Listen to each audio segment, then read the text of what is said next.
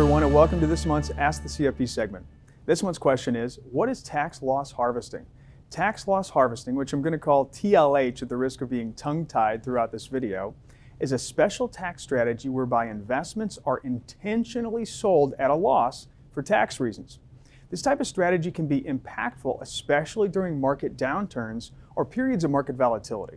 So why would someone want to intentionally realize a loss on an investment when financial planners generally recommend holding investments long term?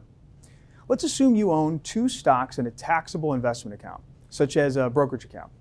TLH doesn't apply for retirement accounts such as IRAs or 401ks. Now let's assume you invested $50,000 into each of these stocks, or a total of $100,000. If one of your stocks does well and grows to $70,000, but your other stock does poorly and declines to $40,000, your portfolio is now worth $10,000 more at $110,000. Now let's assume if you want to sell some of your gains in the larger stock to manage risk in your portfolio. Selling the stock at a gain means you will owe taxes on the gain. However, if you sell shares in your other stock, which is at a loss, the IRS generally allows you to offset investment gains with investment losses. Therefore, you may be able to harvest losses to offset gains and potentially avoid paying taxes on the gains.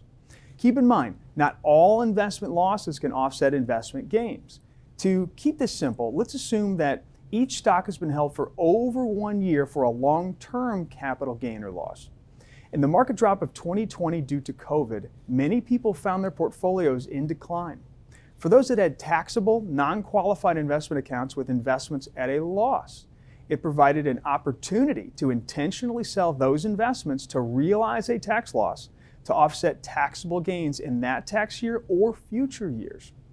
While selling at a loss may sound like selling while the market is down, keep in mind that TLH usually involves immediately buying a similar investment to remain invested.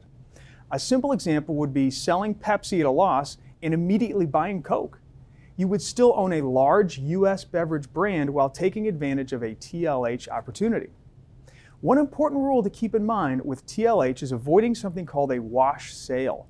A wash sale disqualifies someone from being able to realize and deduct a tax loss when buying a substantially identical investment 30 days before or after the loss sale. In other words, the IRS rule is meant to avoid misuse of TLH by realizing a tax loss and then immediately buying back the same investment again. TLH may sound a bit complex and does require work, but when used properly, it can be a powerful tax strategy. If you have a question about this topic or have a question for next month's video, please send it to tfreeman@monetagroup.com. Thanks for watching, and we'll see you next month.